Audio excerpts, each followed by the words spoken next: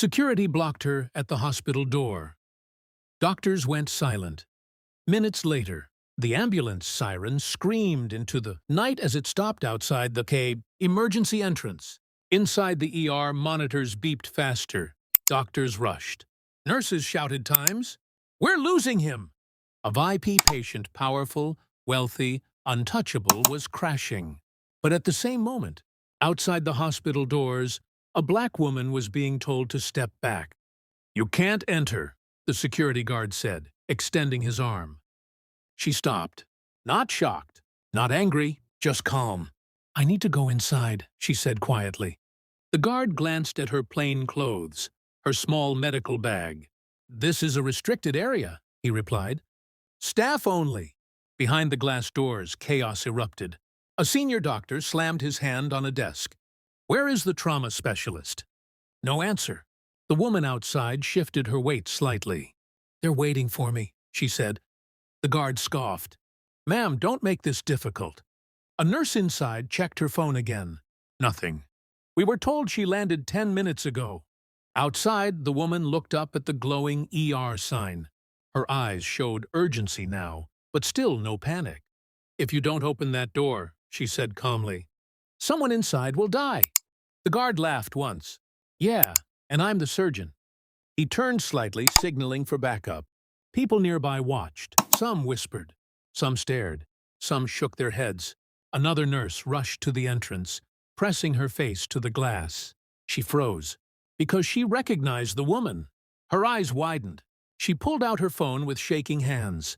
Inside the ER, the heart monitor flatlined, then spiked, then dropped again. "We're out of options," a doctor shouted. At that exact moment, the head of emergency medicine looked at his phone. A message popped up. "One sentence?" His face went pale. He looked up slowly, toward the doors. "Lock down the ER," he said quietly. Everyone turned to him. "What?" "Now." Outside, the security guard's radio crackled. "Security, confirm. Is there a woman being held at the ER entrance?" The guard frowned. "Yes, why?" A pause. Then the voice returned, tense. "Do not stop her." The guard looked at the woman again. For the first time, uncertainty crossed his face.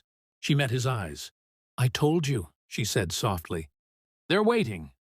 The automatic doors began to unlock, and the truth about who she really was, and why the entire ER was about to shut down for her, was moments away from being revealed.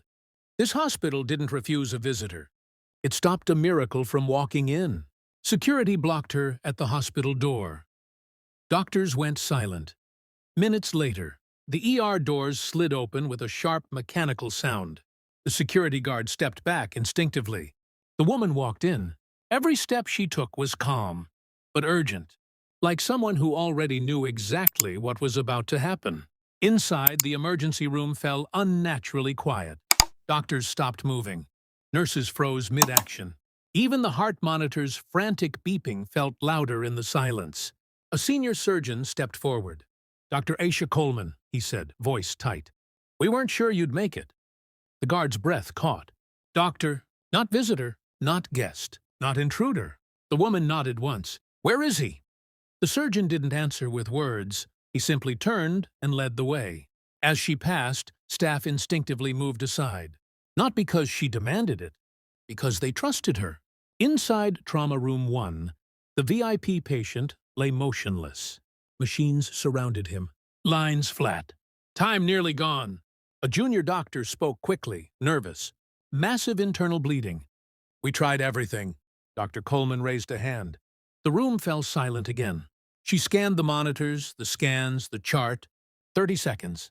That's all she needed. "Prep for emergency thoracic decompression," she said. "Now." Someone hesitated.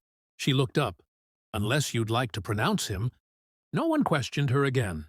Within minutes, she was operating. Precise, fast, unshaken. The monitors spiked. A steady rhythm returned. A nurse gasped. "We have a pulse." Then another spike. Stronger, stable. No cheers, no celebration. Just stunned silence, because everyone in that room knew the truth. They had seconds left. And she arrived exactly in time. Outside the trauma room, the security guard stood frozen. The head of emergency medicine walked toward him slowly. "Do you know who you stopped?" he asked. The guard swallowed. "No, sir. She's the trauma specialist we fly in when no one else can save the patient." The guard's shoulders dropped. "And tonight," the doctor continued, "she was the only reason that man is still alive." The doors opened.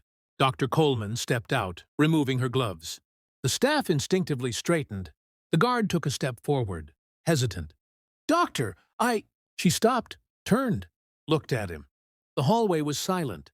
"You did your job," she said calmly. "Just remember, competence doesn't always look the way you expect." Then she walked away. Behind her, the guard stood still, ashamed, changed. The head doctor cleared his throat and addressed the staff.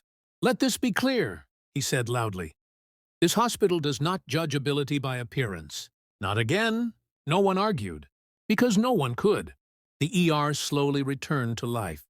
But the silence she left behind, that stayed. They blocked the door, not knowing the only person who could save him was already there.